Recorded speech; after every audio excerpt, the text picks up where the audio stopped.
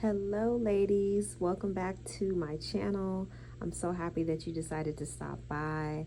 So we're going to get right into the topic today. Today I want to talk about the one drop rule in the United States. The one drop rule in the United States. If you are not familiar with this term, it's basically a rule that was decided in the early 19th century that basically said that, hey, if you have one drop of black blood in you, you are considered black. So I'm going to go ahead. I did a little bit of research and I'm going to read to you guys a little overview of what the one drop rule was and where it came from. The one drop rule is a historical concept in the United States that originated during the era of slavery and continued through the Jim Crow era and beyond. It stipulates that any person with even one ancestor of African descent, usually one black parent or grandparent, is considered black or African American, regardless of their appearance or racial mixture. This rule emerged as a means of enforcing racial segregation and maintaining the racial hierarchy in the United States. It was used to justify slavery as well as discriminatory practices such as segregation and racial purity laws. This one drop rule was codified in various state laws and was widely accepted as a social norm, shaping how individuals were categorized and treated based on their perceived racial identity. The origins of the one drop rule can be traced back to the institution of slavery in the United States, where the racial classification of individuals was crucial for determining their legal status as free or enslaved. The rule was also reinforced by the belief in racial purity and the desire to maintain white supremacy. The one drop rule persisted well into the 20th century and continued to influence social attitudes and legal policies regarding race. While it has lost much of its legal significance due to the changes in law and societal attitudes, its legacy still lingers in American society, shaping perceptions of racial identity and contributing to ongoing discussions about race and ethnicity. Okay, so that was basically the overview of the one drop rule. I want to discuss the one drop rule because I honestly believe no one is affected by the one drop rule more than light-skinned black Americans. Okay? Light-skinned black Americans are the most affected group by this one drop rule. Now, I do believe that, mixed people in the United States, and when I say mixed, you'll hear me say mixed a lot on this channel. I'm speaking of you have a white parent and you have a black parent, or you have a Hispanic parent and a black parent, or any other culture, Chinese, black, you are considered mixed, especially in the eyes of African Americans.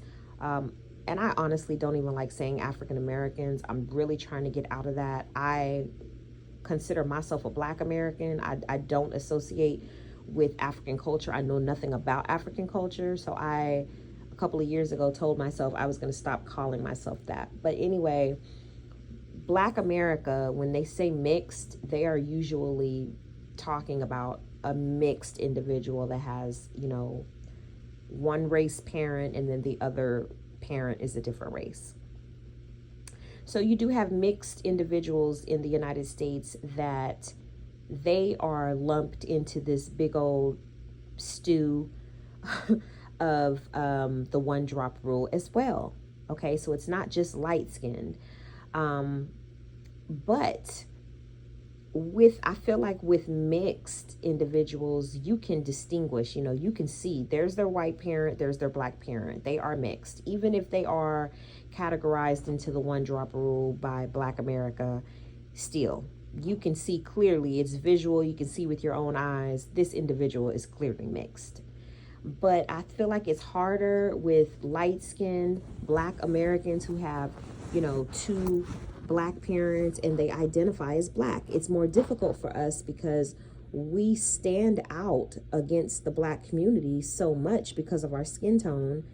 A lot of the time, some of us, our hair as well, but we have been lumped into this one drop rule as well. And so a lot of light-skinned Black Americans are walking around just claiming Black, and they have so many other bloodlines within them that they know nothing about. And I'm speaking of myself as well.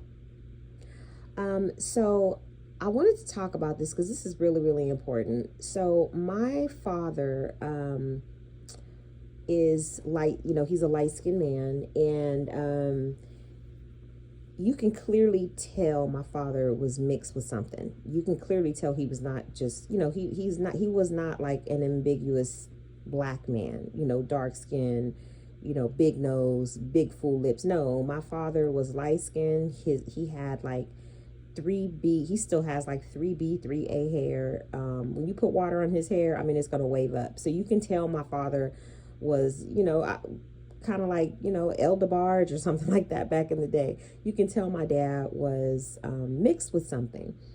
So growing up, I always used to hear in my family about how, my father, his mother came from a line of Indians. And, my mother would tell me this, my father would tell me this, but it wasn't until like just recently that I really began like inquiring with my dad and really trying to get information out of him, because I wanted to know more about this talk about the Indians in our family. And so my father sat me down and told me some stuff, and I did take some notes, and I just wanted to kind of share them with you guys, because I think there's a lot of light-skinned Black Americans, and not even light-skinned, there's a lot of Black Americans that probably have similar stories to what I'm about to tell you. So I do want to encourage all of you to, if you have elders in your family, mother, father, uncle, grandfather, sit them down now before it's too late. Get information out of them and write it down. Write down anything that you can learn about your family, okay, about your bloodline, because it's going to be very important for you to know who you are. And it really does give you confidence, okay, to walk in who you are, especially us as light-skinned individuals. We are gaslighted so much by specifically from the Black community, and we are made to feel that there's something wrong with being light-skinned, and it's so important for you to know your background. So I just really encourage all of you to talk to your ancestors, talk to your elders, talk to your parents, your elders, and learn about your ancestors. So my father basically told me that when he was a little boy, he remembers meeting his grandmother. Now, his grandmother, she was from a town in Illinois. It was called Aurora, Illinois. Okay. And he remembers sitting at her feet. Now, these are the exact words he told me. He remembers sitting at her feet, and he remembers touching her hair. And he said that he remembers that her hair touched the floor. Her hair touched the floor. That is specifically what he remembers. Does that sound like a Black woman to you? A typical Black American woman. Does that sound like a Black American woman? A woman whose hair touches the floor? No, it doesn't. That sounds to me like an Indian woman, okay? It sounds to me like a full Indian woman. Now, he also went on to tell me that later on, as he got older, when his great-grandfather, when his grandfather passed away, which was his grandmother's father, he remembers his mother sitting him down and telling him that his grandfather, well, basically my father's mother was telling him about the funeral of her father, which was my father's grandfather. And now she's telling my father the story of when she was 10 years old and what she remembers at the funeral. Now, this is exactly what she shared with my father. So she said that at her father's funeral, which was my grandfather, she remembers it was so many Indians that traveled to her father's funeral from Oklahoma. They traveled from Oklahoma to the funeral. Now, she said that she remembers that the Indians were in very, very long cars. They were big black cars. It sounds to me kind of like a limousine or something. They were in really long black cars. They were very rich. They had money. They were very uppity. And my grandmother remembers that some of them looked down on her. Now, remember, she was only 10 years old at the time, but she's retelling the story, and she remembers how they treated her. The Indians looked down on my grandmother because she was black. Some of them had headdresses that they looked like chiefs, okay, like an Indian chief. And my grandmother also remembers that the Indian family looked down on them. And again, my grandmother was only 10 years old at the time. Now, this story that my father told me, this is so significant to me because this basically sums up the one drop rule in a nutshell. Now, my grandmother, let me just explain my grandmother to you. My grandmother was a light-skinned woman, okay? And that's probably where I get my color from as well. She was light-skinned. I guess today you would consider her like high yellow. My grandmother, which was my father's mother, she had her hair, I would say her hair was like, I guess, 3B, 3A. 3B, 3A. That silky, silky, black, wavy hair. And if you think about it, like today in society, if my grandmother was alive, she would be looked at like mixed, right? She would be looked at like a mixed woman. She would be looked at like a light-skinned woman. But for my grandmother to say that these Indians were looking down on her because she was black, and I just described how my grandmother looked. My grandmother did not look like an unambiguous black woman. She did not resemble an unambiguous black woman. My grandmother was a light-skinned black woman with wavy hair. So for the Indians to look down on her because she was black, that just goes to show the one drop rule had already went into effect. And my grandmother was affected by it. Now, I don't know the exact year this took place, but I think that the one drop rule, now I'm not a historian, so don't quote me, but I do know, I think it was like between 1911 and 1934 or something like that, that when that one drop rule was really like, really put into effect. And that was around the time that my grandmother was around this age. So even my grandmother back then was affected by this one drop rule. My grandmother identified as black. So it passed on through the family, and my father identifies as black. I identify as black. But the problem with this is that there are so many light-skinned black Americans, my color, lighter, walking around here in America, not knowing who they are, not knowing where they come from, not knowing who their ancestors really, really are, and being lumped into one category as black. A lot of the black community, they look at black like black, like you've heard the term, the darker the berry, the sweeter the juice. Yeah, that is how like the general black community looks at black.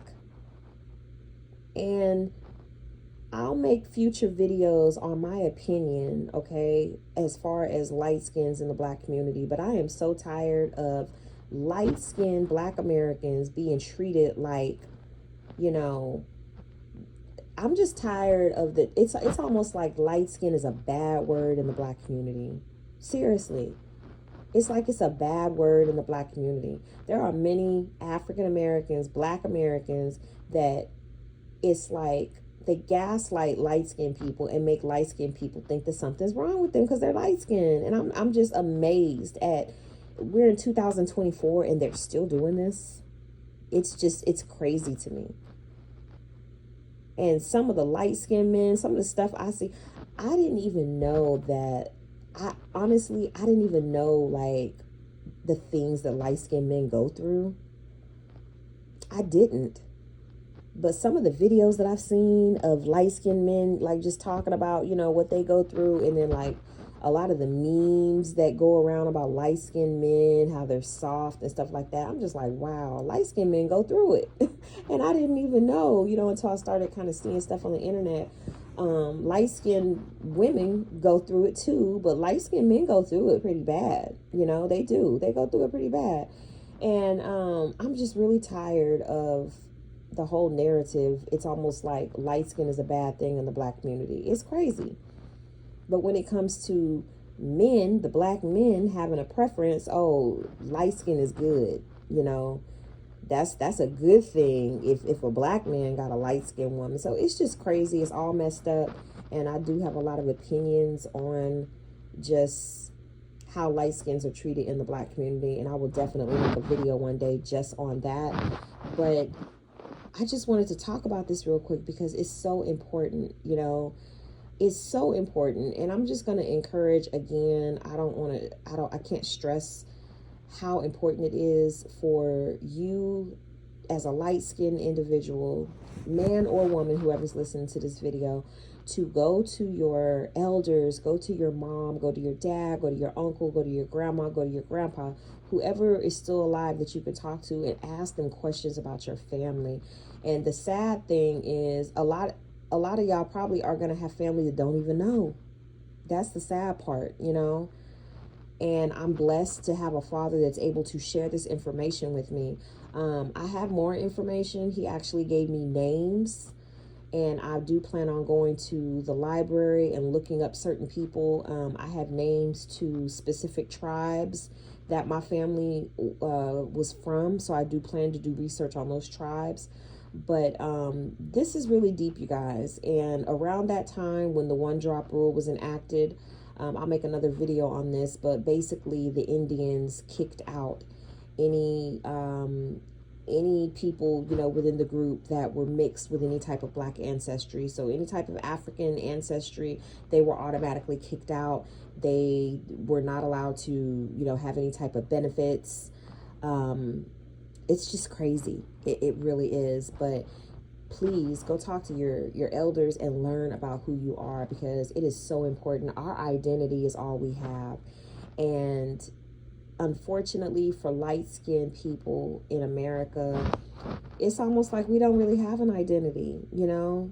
It's like we're forced to just mark black, you know, on applications and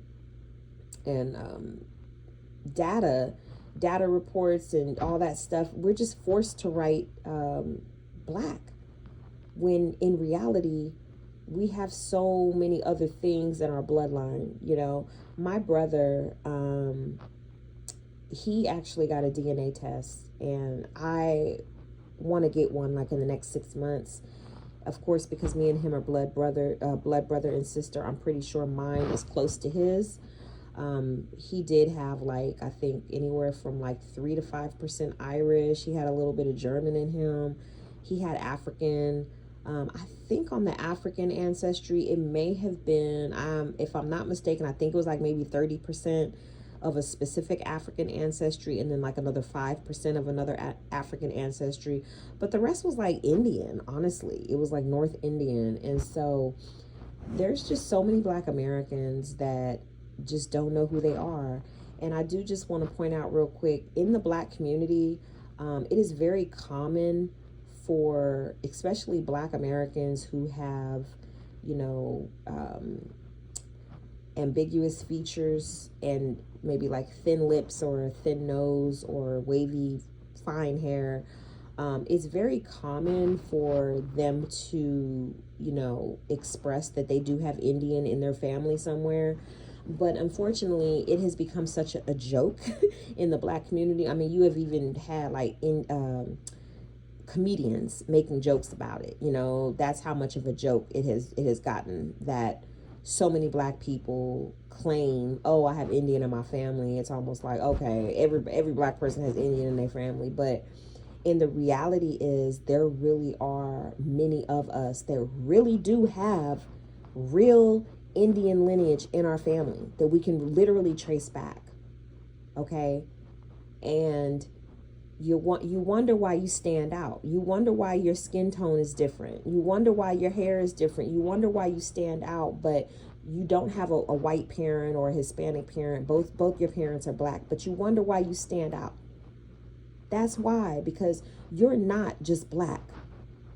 You're not just Black. And they want to throw all of us into this big old pot of we're all just Black. And for light-skinned people, look, the truth is, a lot of Black Americans, like the ambiguous Black Americans, they don't look at us like we're like them. They don't. And we are treated like that, okay?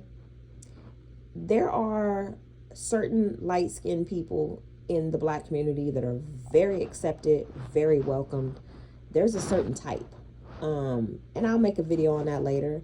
But for the most part, you know, if you're like a light-skinned savior, oh, they're gonna love you. Not even love you though, but they'll accept you. But if you are a light-skinned Black American who embraces who you are, you embrace your color, you have no problem with being light-skinned, you know, and you express that you are proud of your color, oh my God, you're the enemy. It's just, it's crazy. So I'm not going to keep this video going any much longer, but I do want to kind of start a theme on my channel and, you know, just kind of encourage all my light-skinned brothers and sisters out there. This channel is mainly for women, but hey, light-skinned men, you guys are welcome too, okay? Because I know y'all go through it too.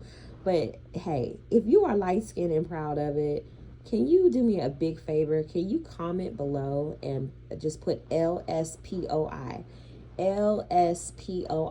exclamation point. That is going to be our gang name, okay? LSPOI gang. LSPOI gang. That stands for light skinned and proud of it.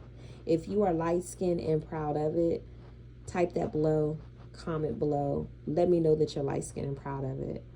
I will talk to all of you on my next video. See ya.